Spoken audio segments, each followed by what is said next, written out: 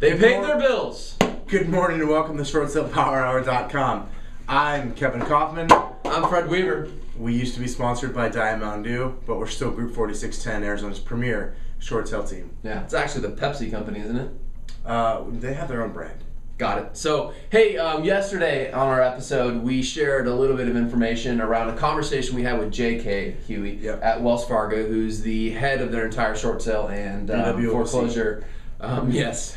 So, part two of this conversation, just to share some of the other things that we talked to her about. Yeah, we got so engrossed into the one pilot program because it's awesome. Yeah, well, and by breaking it up into 2 episodes, we had to come up with less content this week. For this week. Oh, was I not supposed to tell them that? Oops. It becomes very difficult doing this every day, though, to come up with fresh content. So you might as well spread the good stuff out, right? We only committed to a year of this, by the way. You want to just shut it off? Yeah. Oh, just kidding. Okay. Just kidding, guys. We're not going anywhere. So here's the deal. I'm going to start with Equator. How's that? So I asked JK about Equator. I said, hey, look, I know you guys have been test piloting Equator for a while. How's it going? What's going on? She said that they actually rolled it out to like 4,000. Was it? I think she said like 4,200 agents. 4,200 agents. I've only talked to one agent so far. Yeah, so if you're on the Equator, Wells Fargo test, please comment below. Well, let us know how it's going for you. She shared with us in that conversation that so far it's going well, that they were actually having a meeting this week with the head honchos and head designers, if you will, at Equator to integrate Wells Fargo's systems into Equator. There's some missing links, meaning that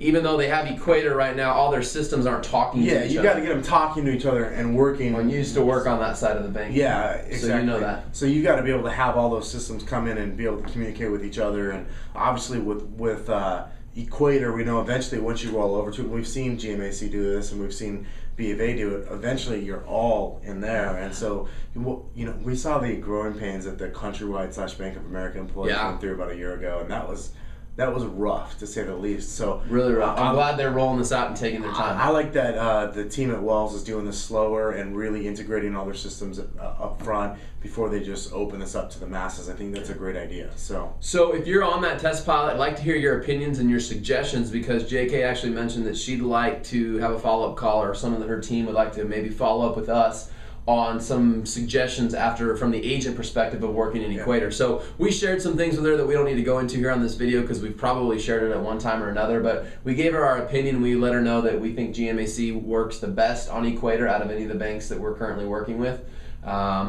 which includes B of A, GMAC, and now actually Nation Star. I don't know how long they've been on there, but we've got a couple Nation Star files. You can actually I don't think too long. You can actually go ahead and initiate a Nation Star file right in Equator now. If you have any Nation Star. Well, we do. So. Well, we have what? Probably 1 or 2. But anyway, so part 1, Equator. So coming soon, likely to come soon. She wouldn't say that they're 100% committed to rolling it all out, but it sounds like they're going in that direction. Like second quarter. We told her we're excited about it. We encourage it. It reduces the lost documents and all that you guys are already aware of. So I thought something else that was really interesting. You talked yesterday about how Wells only services 20% of the loans they service are their own portfolio, and 80% are other investors. But of that 20% that's their quote-unquote own portfolio... Oh my gosh, it's really like 6 or 7 different investors in there? There are basically, I think, and we'd have to go back and look at our notes, but she named, like 6, 7, or 8 different...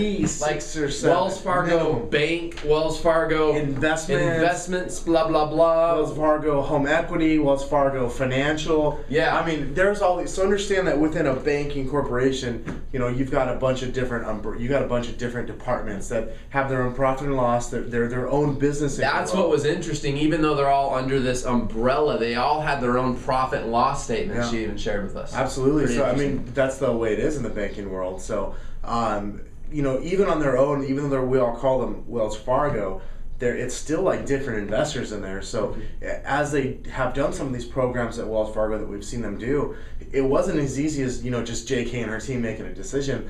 They actually had to go out and get each individual department to buy into that way of doing things, just like they had to do with Fannie Mae, just like they're likely to with Freddie Mac and some of their other larger, say Ginnie Mae or something like that on some of the other ones. So I found that very interesting to understand that, hey, it really is working with different investors, because we've all felt that on one level with, say, like home equity, Wells Fargo home equity.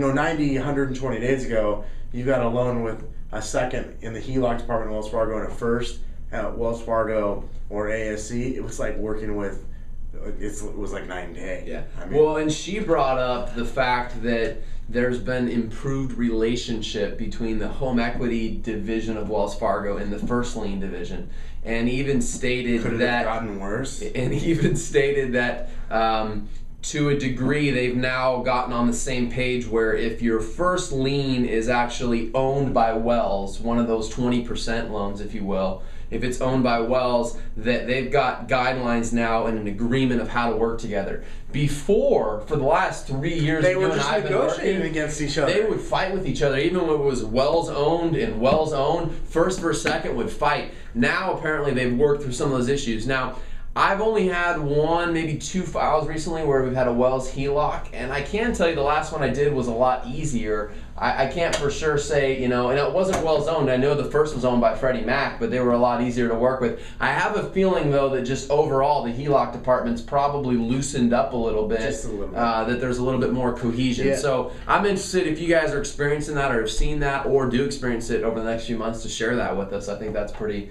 eye-opening.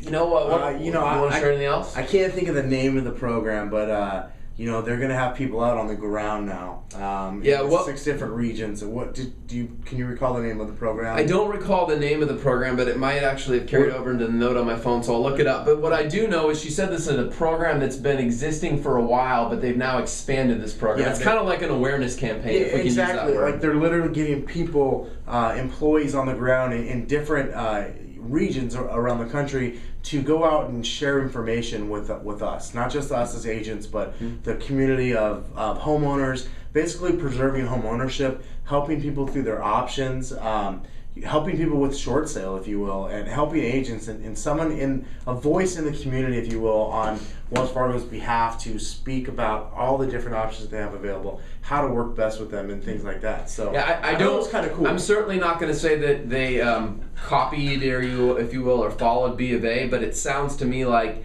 my impression anyway is that B of A's been doing that pretty much since Matt Vernon had taken his position earlier this year, and those efforts stepped up. It seems to me like Wells is looking to increase their presence. They've probably been doing it as well. It's just now my awareness around it's been expanded. So I like it. I like anything they can do to get out in the community. Is it all going to help? Is it all going to make the short sale process 100% easier? No, but every little bit counts, and just to like me they're making the effort. Yeah, just like we always say though in class, it's about understanding more, and the more we understand about this, the way the industry works, the way the process works, the easier this thing gets for all of us. The more people we can help. So I think I'd just like to end the episode by saying this. One of the first questions I asked JK on that call was, I said, JK, what's one of your biggest challenges that you're facing right now? And her response to me was very interesting. She said, you know what, I actually don't look at anything I do as a challenge. I don't look at it as I have a bunch of challenges facing me. And I sat back, and at first I kind of was, I'm not saying this out loud to her, but I'm just kind of thinking, what do you mean, man? We all have challenges. But the more I thought about it, she responded and went further. She said, I've been in this business 30 or 35 years now, in the servicing business.